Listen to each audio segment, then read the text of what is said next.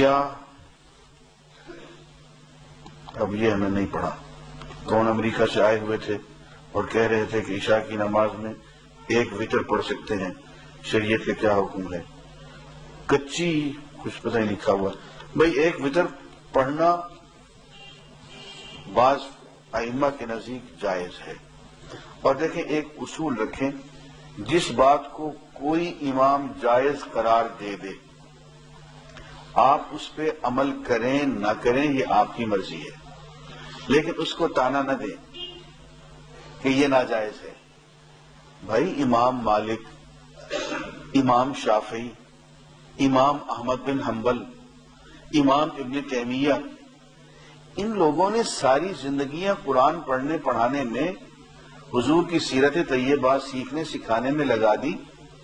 ہم جیسا مولوی جس نے کہ وہ پکی روٹی پڑھ رکھی ہو، وہ اٹھ کے ابو حنیفہ پہ اعتراض کر دے، امام مالک پہ اعتراض کر دے، شافعی پہ اعتراض کر دے، یہ زیب نہیں دیتا۔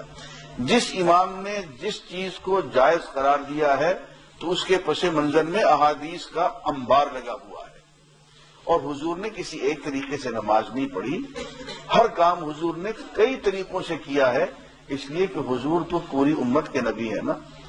تو لوگوں کے ذوق الگ الگ ہوتے ہیں، کوئی کسی ذوق کا ہوتا ہے، کوئی کسی ذوق کا ہوتا ہے۔ حضور اکرم صلی اللہ علیہ وسلم نے ہر ذوق کے لوگوں کے لیے عبادت کر کے دکھا دی ہے، اب جو چاہے تم اپنا لو۔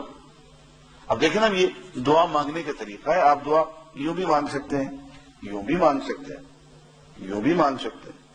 حضور نے تینوں طریقے سے مانگی، یوں بھی مانگ سکتے ہیں، یوں بھی مانگ سکتے ہیں، اور یوں بھی مانگ سکتے ہیں۔ تو حضور اکرم صلی اللہ علیہ وسلم ہم سب کے نبی ہیں۔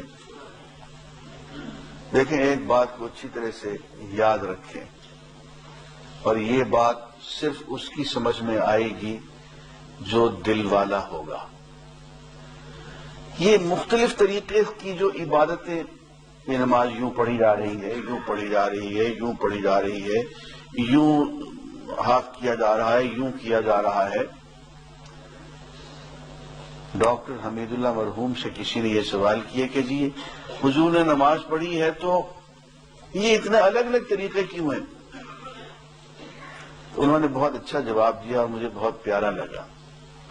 انہوں نے کہا بات یہ ہے، اللہ کو اپنے حبیب سے بہت پیار ہے، اور اللہ نے اپنے حبیب کی کسی عادت کو بھی ضائع نہیں ہونے دیا، ہر چیز کو ریکارڈ کروا دیا۔ کچھ حصہ ریکارڈ کرنے کے لیے ابو حنیفہ آ گئے، کچھ ریکارڈ کرنے کے لیے مالک آ گئے، کچھ ریکارڈ کرنے کے لیے شافعی آ گئے، کچھ احمد بن حنبل آ گئے۔ تو حضور کی کوئی عادت، کوئی طریقہ، کوئی سنت ایسی نہیں ہے جو ریکارڈ ہونے سے رہ گئی ہو۔ اس لیے یہ سب لوگ جو جو کچھ کہہ رہے ہیں یہ درست ہے بھائی، کسی پہ اعتراض نہ کرنا۔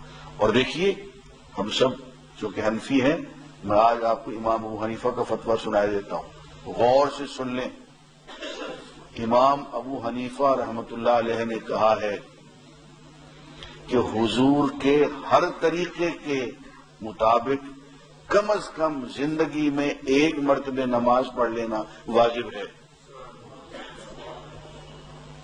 ہاں حضور نے آخری عمر میں اور زیادہ سے زیادہ یوں نماز پڑھی تھی جیسے ابو حنیفہ کہتے ہیں، اس طریقے سے، لیکن فرماتے ہیں کہ یوں ثابت ہے حضور سے پڑھنا، رفع یدین ثابت ہے، آمین اونچی آواز سے ثابت ہے، تو زندگی میں کم از کم ایک مرتبہ وہابیوں کے طریقے سے نماز پڑھنا واجب ہے، شافعی کے طریقے سے، احمد بن حنبل کے طریقے سے، امام مالک کے طریقے سے۔